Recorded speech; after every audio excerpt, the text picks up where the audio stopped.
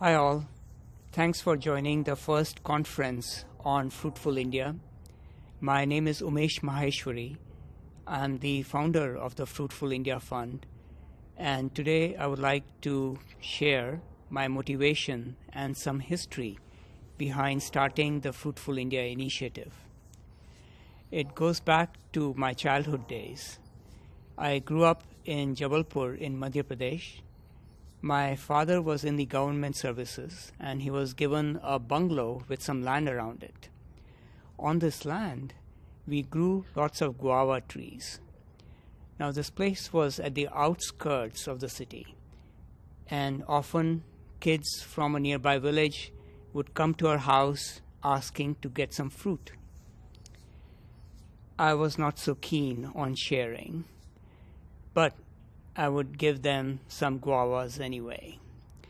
It wasn't until I grew older that I realized how beneficial those guavas might have been for the village kids, giving them not just calories, but gut-friendly fiber, vitamin C, and perhaps lots of other phytocompounds that I don't even know about. This led me to my first insight that widespread cultivation of fruit trees can help reduce malnutrition by providing marginalized communities with direct access to nutritious food. No processing needed, no middlemen needed. It's from tree to mouth. Sometime later, in the early 2000s, I was in the US, and it was a time when there was a growing awareness of climate change. In particular, in the tech industry, there was a drive to develop semiconductor-based solar panels. I said to myself, wait a minute, trees are the best, the natural solar panels. Why don't we grow more trees to fight climate change? By this time, I was already a fan of fruit trees for the nutrition they provided. So I put two and two together, and this led me to my second insight, that growing fruit trees is one of those interventions that are positive not just for human development, but also for the planet. So eventually, in 2017, I put aside some money to create the Fruitful India Fund. At first, I thought I would start a project for planting fruit trees. Then I thought I would create a research center focused on fruit trees. But quickly I realized that India already has a lot of organizations implementing projects related to trees. India already has a lot of research centers focused on fruit trees. In fact, my guess is that most of you belong to such an institution.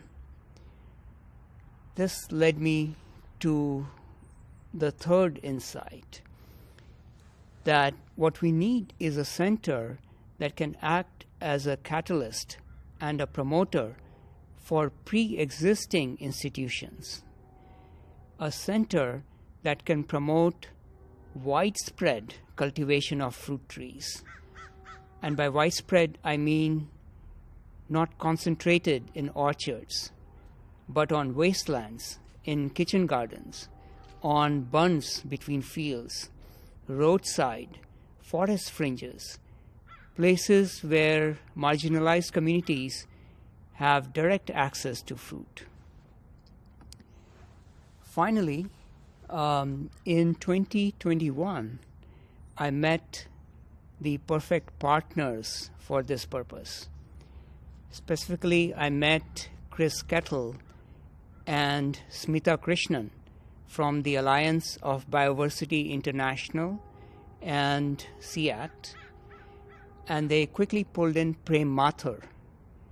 And that is how the Center for Fruitful India was born. Also, I found two amazing people to guide this effort.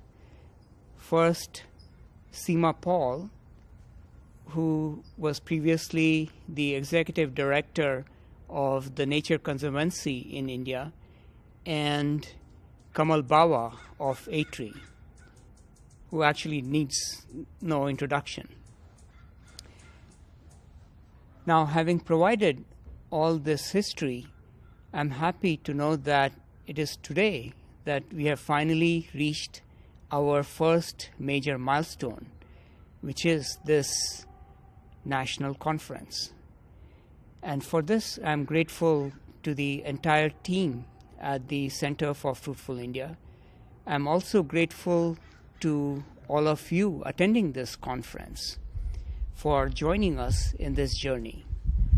Together, I believe we can make a real dent on the problem of malnutrition in India, and at the same time benefit the local ecologies and perhaps the planet as a whole. Thank you. I hope you enjoy the conference.